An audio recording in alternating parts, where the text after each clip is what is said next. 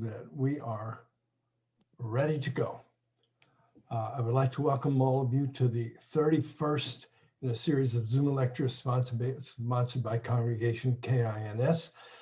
Since all of you have familiar looking faces, you all know that we will be having a STEM related topic, and the topic today will be related to science in the sense that it's going to involve light, L-I-G-H-T, light.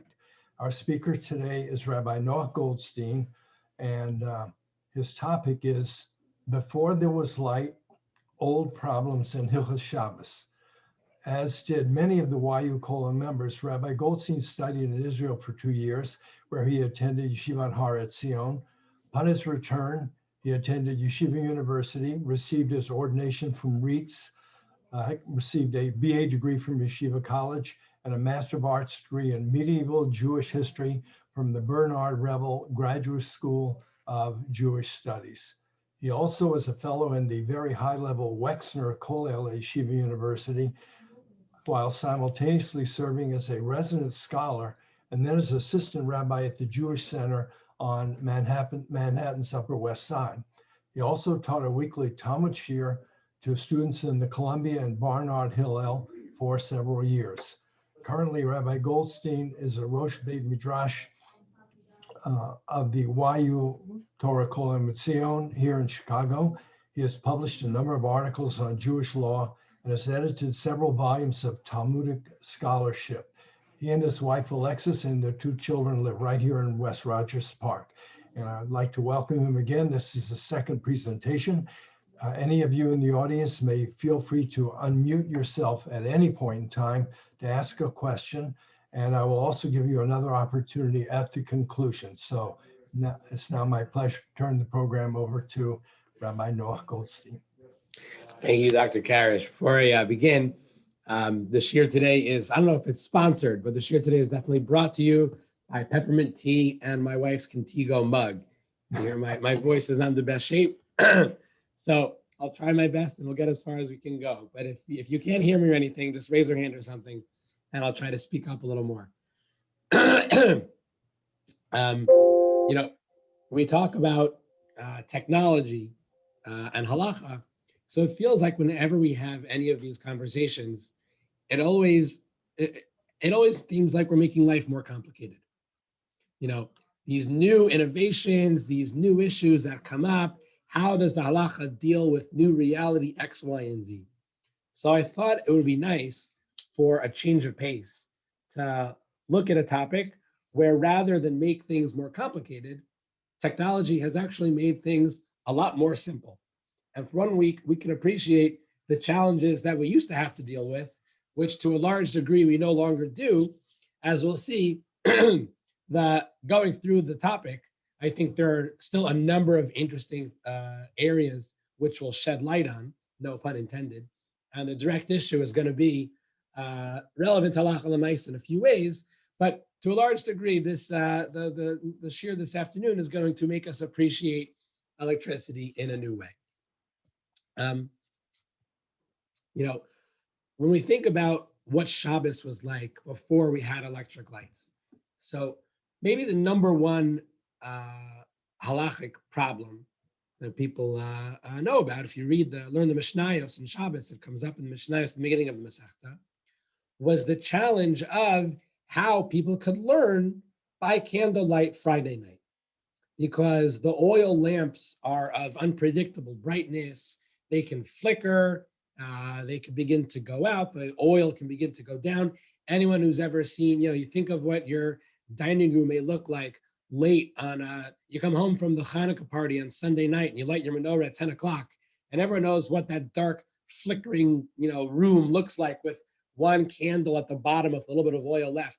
You imagine trying to actually read or learn or do something productive with that light, very difficult. And the Mishnah already, that was a problem.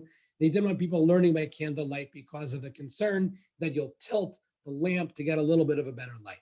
So that's the, I think the most well-known issue of transitioning from from candle technology to electric light technology, where now we don't have to worry about that at all. That's not going to be a focus today. I want to focus on a topic which is a little more surprising. But that's the most obvious one, that we can learn. We don't have to worry about tilting the candle to squeeze out a little bit more light. We'll see. There's a second concern we don't really have to worry about for the most part nowadays, but until very recently, it was a major problem. So let's take a look. I'm going to load up the screen share because I think for today it'll be helpful to look at some of the marmakomas as we go through. We're going to talk about the malacha of mochik, the malacha of erasing. You may wonder, what on earth does the malacha of erasing have to do with lights or candles on Shabbos? They seem to be completely irrelevant. The issue of your bright lights, that was a mavir problem. You're going to turn the lights on. What does mochik have to do with candles? We'll see. So the Mishnah in Shabbos, this is the Mishnah which lists all 39 malachos. So it tells us that one of the 39 forbidden categories of labor is erasing. And the Mishnah connects the prohibition against erasing with the prohibition against writing. Mishnah says you're not allowed to write 2 letters biblically. And if you erase with the intent to write 2 letters, that's also going to be a problem. So the question that the Mefarshim already have to deal with is how exactly to define this prohibition of erasing. And what is the relationship exactly between erasing and writing? There clearly is some relationship because it's clear from the Mishnah. If someone just erases with no intent to write afterwards, it sounds like that's not under the biblical prohibition. Midrabanan, that's going to be yasser. We're not going to let you erase things rabbinically no matter what. But on the biblical level, erasing and writing seem very clearly connected. The Rush in source number 2 really is one of the 3 cornerstones of the Shulchan Aruch. So the Rush asks a very basic question. It says, let's think about this relationship between writing and erasing. We know that writing means writing letters. If I just squiggle some gibberish, that's not considered writing. So what about erasing? So he says, you might think that erasing has to be parallel to writing. And he says, this is what I actually thought. I thought that erasing has to be the same as writing. You're only chayav for writing. And we'll see why this is relevant to technology. But the Rush says, you might have thought that I only have a problem of erasing if I erase letters. After all, the malachos are based on what was done in the Mishkan. In the Mishkan, the Gemara says the writing and erasing that were done, where they would write numbers on the beams in the Mishkan so they could know which beam goes where. Growing up, we have a fiberglass paneled sukkah in our garage. So how do we know which panel goes where? We have them stacked up in a pile in the corner of the garage. We don't touch it all year long. So every year we have the same problem, right? You take out the panels, who knows what goes what? So we just write the numbers of 1, 2, 3 in the corner of the panels. That's how we make our sukkah. Gemara says that's exactly what they did for the panels of the Mishkan as well. So the Rush says you might think you're only chayiv if you erase letters. He says, however, from the Tosafta, that's clearly not the case. The Tosafta says, as follows, the 3rd line, you can see my cursor over here.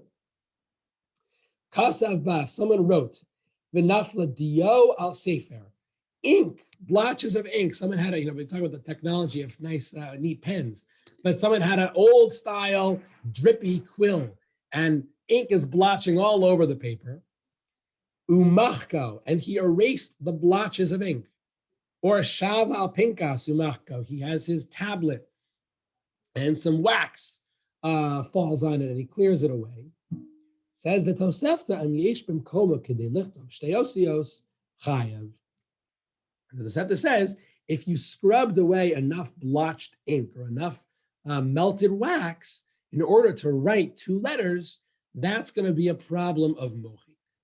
So the Rush says, we clearly see that even though erasing is related to writing, it does not mean you have to erase letters.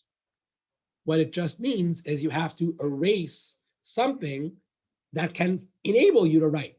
So if I would have some ink blotched on my source sheet and I couldn't write anymore because there's a big blob over here, so I scrub away the ink. Now I can write. And the Rush that you see from the Tosefta, that's going to be a violation of mochik. Okay, so the Rosh digs that out from the Tosefta. That gets in, his son writes the Tur. It's in the Shulchan Aruch, black on white halacha. Fine. Where we get to a problem is this Bach. And read it inside. It's a one-liner. The Bach, one of the commentaries on the Tur. So I'll read this inside. See what you think. Writes the Bach.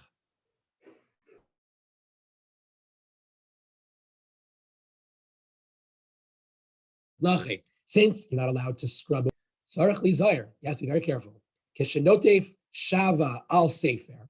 If some wax drips onto your book, which probably happens all the time in a world where they're learning or reading by candlelight, She'ein Lasalka, you cannot scrape the wax off of your book. Even one letter, you can't scrape away any wax. Vim nataf al shtayim chayav chatas. He says if you scrape some melted wax off of your book, that you have violated a biblical prohibition. So what do we think? How have you biblically violated erasing by scraping wax off of your book? I'm not writing anything else. I'm not writing anything in the book. The book is my book. So why does scraping away melted wax create a prohibition of writing on condition, of erasing on condition to write? That's what the Bach says. And this is a disaster. I mean, no one's able to, anybody who's learning or reading by candle, think of your Haggadahs, right? You go through the shelf and you want to look at a Haggadah. Right away, how can you tell if a Haggadah has been actually used at the Seder, or if it's a Haggadah that you just bought at the farm store because you thought you might use it, you never did? If it's got the wine stains, right? There's no such thing as a game used Haggadah that doesn't have some wine stains in there. So any Sefer that they use is going to have wax problems. Bach says you can't scrape it away. That's a violation of mochik, even though I'm not actually erasing with intent to write. So what's going on? Pri Megadim, the major commentators, the major commentator on the Taz and the Magen Avraham. So he's the first super commentator on the Shulchan Aruch. So he says this is very difficult for probably the reason we're all thinking. He says, Mashakasav Bach Techayev Tzarchian. This is bizarre. Teino Mochik Lakosev. What's he doing? He's not erasing and he's not writing. Diksav Memela Isa. All I do is, right, it's like a scratch-off game of the lottery. I scrape off the wax and now I can read the letters underneath. So how is that a biblical violation of mochik, of erasing? Again, if erasing has to be done in order to write, so it's not clear why this is prohibited at all, let alone why this is prohibited biblically. Ibrahim Megadami thinks we should be careful. You want to say this, maybe there's a necessary rabbanan, but he's very, very confused. Okay. Comes along the Shulchan Aruch Harav, the first of the Lubavitcher Rebbe, and he says, I'll explain what's going on over here. Says the Bach actually makes a lot of sense. Scraping the wax, the melted wax off of our books, I'll tell you why it's a problem of erasing. Says, what's erasing at the end of the day? Erasing means you're preparing the surface for writing. Right? I have my piece of paper. The ink blotches fell on the paper. I need to erase the ink, scrape away the ink, so that now I can write. So writes the Shulchan Aruch Harav, third line of source number 6. It says, Mali misakin makom leksiva. What difference does it make to me if he's preparing the place for writing? Now I have a blank sheet of paper and I can write on it. Umali misakin osio saksuvos. What difference does it make if I am fixing the letters that were already written? It says it's the same thing. Mochik doesn't just mean allowing you to write. It says mochik means, facilitating the written word. I scrub away ink and now I can write on the paper. I scrub away wax and now I can read what was underneath. I erased for the purpose of the words. So Shulchan Aruch Harav says that's the position of the Bach. Still surprising. There's some major pushback. And some major pushback is going to bring in another area of halacha. And this is very interesting to think about. The Shvus Yaakov, Rabbi Yaakov Reischer, one of the major authors of Sheilot Tshuvot in the late 1600s, so he gets a fascinating question. Everyone's been in shul at some point where some problem happened during Kriyas HaTorah. The problem is not only sometimes the gabbai doesn't make the right call when he chooses somebody to do hagba. Sometimes you have problems with laning. Sometimes you can have problems with the Sefer Torah. So look at this problem that the Shvus Yaakov was asked. He says, "B'Shabbos, b'Shas Kriyas HaTorah." Yeah, they were reading, they were laning. Nimtza tipa shava shenatav al hosio shel Sefer Torah. Wax dripped onto the parchment. That's probably not the first time it happened in Jewish history. What's the light for their shuls back in the day? They had candles probably up on the ceiling of the shul.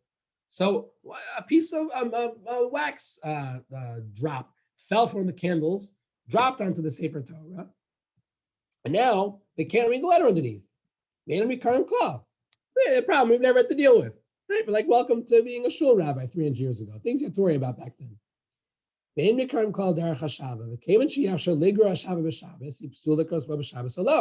So they assume that we can't scrape away the wax because they assume, like the Bach, we can't scrape it away. So they want to know, does this render this? Does this ruin their Sefer Torah? Because we can't see the word. So is it a problem? Shvus Yaakov doesn't think so. He argues with the Bach. He thinks you could scrape away the letters. Doesn't think it's a problem of mochi. But as we now think in terms of Sefer Torah, another problem you can have in shul, not just problem reading at night, but you're laning. So the poskim bring in a very, very interesting proof. Think about this. The laws of tefillin. If tefillin has a special halacha, Shulchan Aruch has it here in source number 8, that in general, if a Sefer Torah does not need to be written in perfect order. But when it comes to tefillin need to be written in order. Shulchan Aruch has here source number 8. If you're checking your tefillin parchment and there's a letter that's missing, so Shulchan Aruch says, sorry, Charlie, you're out of luck. In lo takana. Why can't you fix it? Because if you fill in the missing letter, you will have written the letters of the parshios out of order, and you can't do that. Torah says, meaning they have to be written the exact order they appeared in the Torah. So the sofer has to be very, very careful when he writes tefillin, because if he makes a mistake and then he continues on his way, there's no going back. If he's writing and he messes up a letter, he can fix the letter and go on. But if he's reviewing his work and one of the letters was disqualified, the whole parchment is done. So Magen Avram comments and he says, well, what about the sofer who's writing by candlelight? And you can imagine this, the sofer is almost done. The sofer is working for a week on the tefillin. At the very end, one a drop of wax falls plop on the parchment that he was working on. So now Magen Avram says, not a problem, don't worry about it. Scrape off the wax and you're good to go. And that's the normative psak. Nobody argues. The sofer would have revolted if this had not been the case. If wax falls on the tefillin, so you scrape it off and you keep going. But along comes the Nishmas Adam from the Chayal. This was in the 1800s. And he says, wait a second. If that's true about tefillin, then there's no way the Bach can be correct. Because he says, let's think, if the Bach is right, that when wax drops on your letters, scraping them away is equivalent to erasing, because now as Shulchan Aruch had said, you've created the letters, you've facilitated the appearance of the letters by erasing the wax underneath. So then what happens, for all intents and purposes, when I scrape away the wax in the middle of my tefillin, what I did was, it's equivalent to writing a new letter. So it doesn't make any sense. He said, right, if the Bach is right, that you've the letters have reappeared once you scrape away the wax because you erase the wax. Now you have new letters. That should make your tefillin possible. Since that's not the case, it says clearly we see that the poskim who are makel on this question, and this is what they've been like going at it for hundreds of years, Shvus Yaakov and the Pri Megadim are correct. Don't worry about the Bach.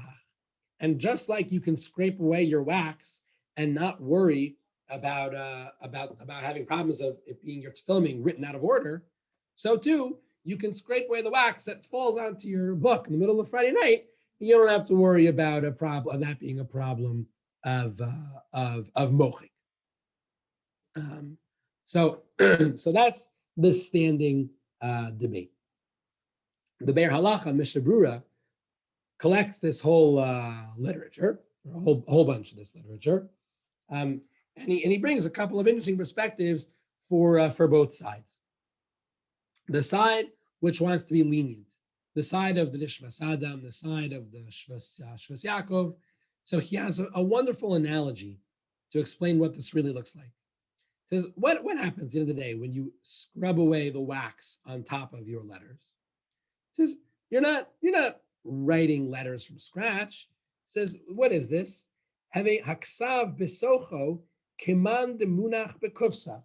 It's like the letters were hiding in a box. For example, when you have a book that's closed, so obviously, unless you're Superman with X-ray vision, you can't read the letters on page 93. Nobody ever said in the history of Judaism that by opening the book to page 93, you've now created the letter. No, I just open the book and I open the first 92 pages, and now I can get to page 93. So the Be'er Halacha says that's exactly what these people are saying about scraping away the wax. Don't throw that in. It's not a problem. It's like the book is closed. It's like the letters in a box. You take off the cover, you take off the wax, and now you can read it. Be'er Halacha says makes a lot of sense, but he thinks we need machmir because there are other achronim who are machmir. So it may be too far to think that it's a biblical concern, but for sure on a D'Rabbanan level, he thinks that we should be machmir.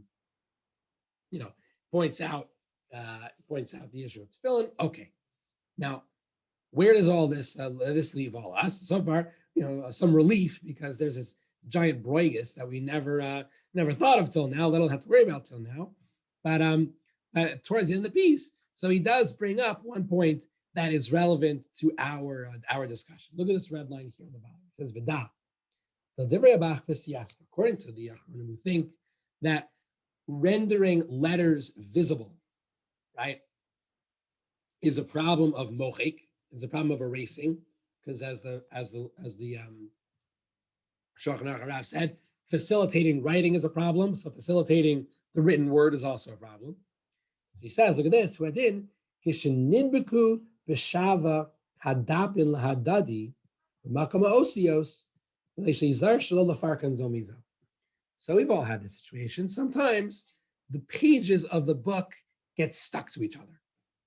Can I peel apart pages of a book that were stuck? Now, happens to be, we need to think about this in a couple of different scenarios. Sometimes you have a case where there was just a mistake at the printing house and the pages themselves were never cut from each other. And you can see that just the paper itself was never sliced. So that for sure, you can't open that on Shabbos. That's a problem of makabah patish.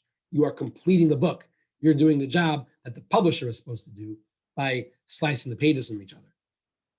But what about if the pages themselves are stuck together? So usually we think that might be a problem of korea, a problem of tearing, but it actually really isn't. It's not a problem of tearing because it's just a temporary glue and it was never supposed to be there. Just like you're allowed to open up, a glued together package of food, the details that are complicated, but by and large, that's not a problem of tearing on Shabbos. Mishnah says you can tear open a barrel to get your food inside.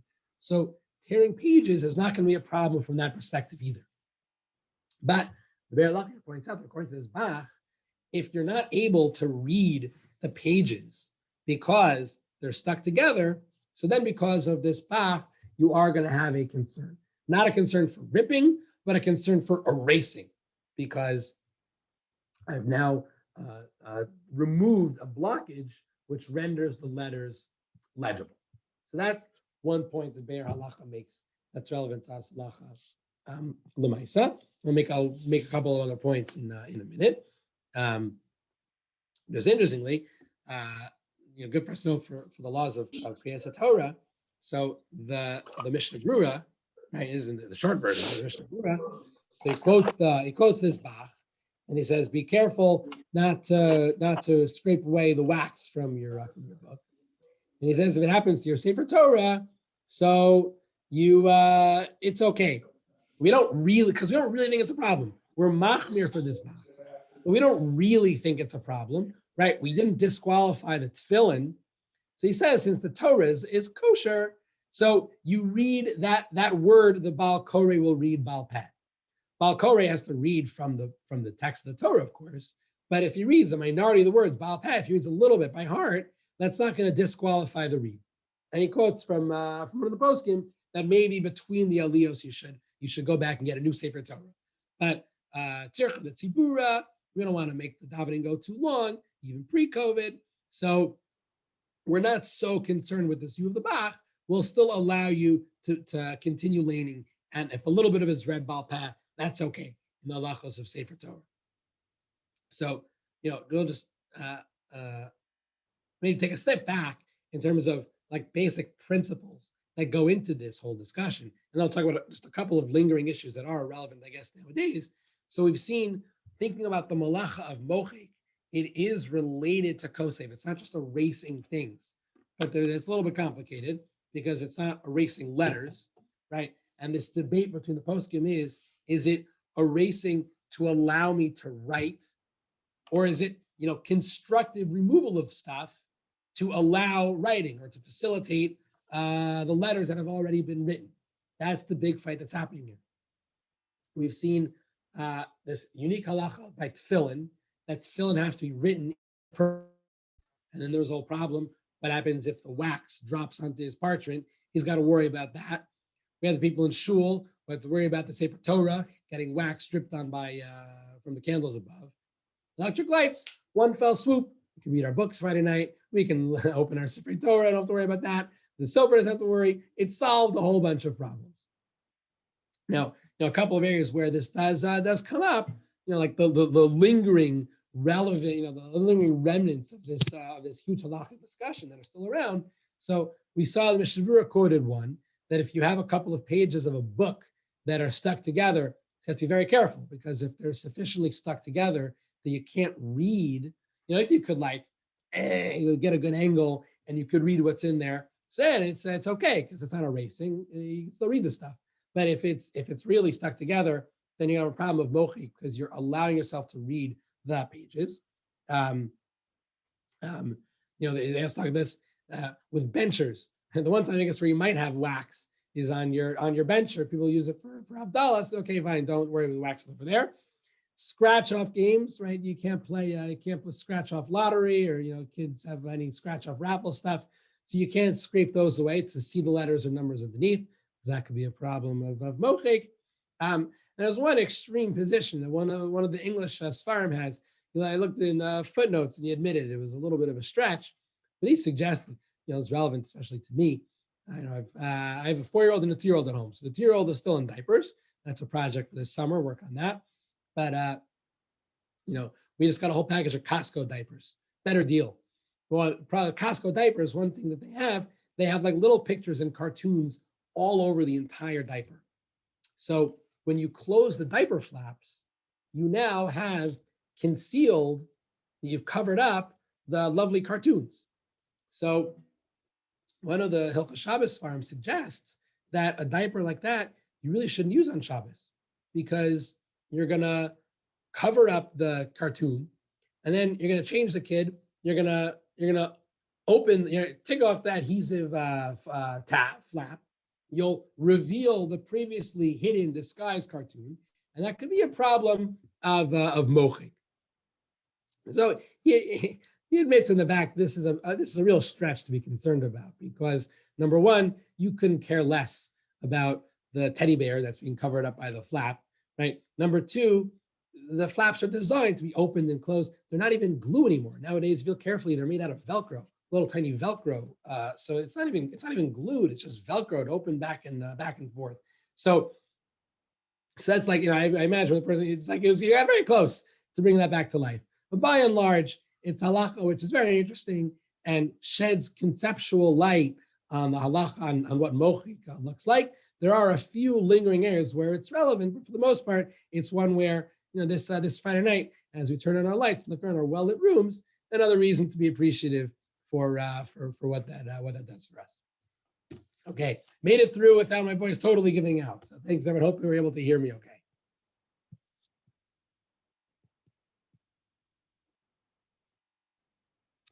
Any questions or thoughts? Second. Okay, yes. Any questions from anyone?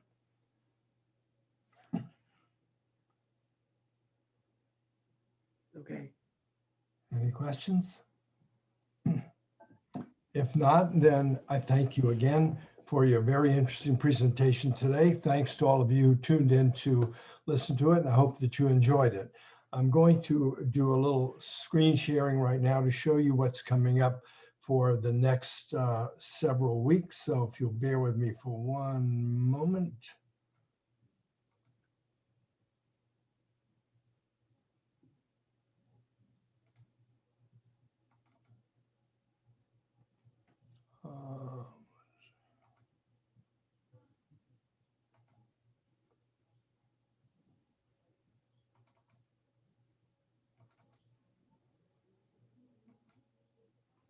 Okay, I hope that you are able to see that. This is the upcoming schedule for the next 4 weeks.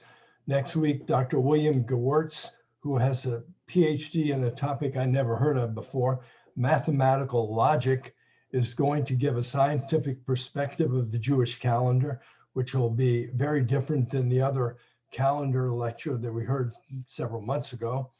The week after that, 2 weeks from today, will be Shavuos, no lecture.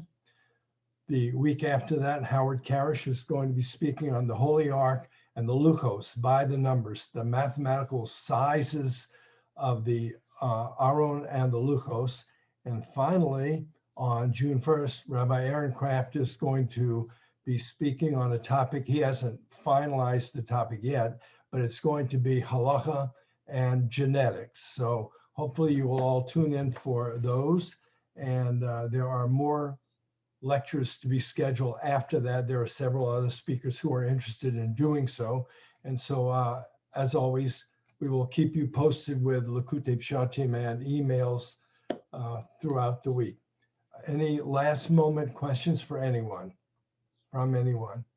If not, again, Rabbi, thank you so much. And thank all of you for attending. And we'll see you all next week. Thank you.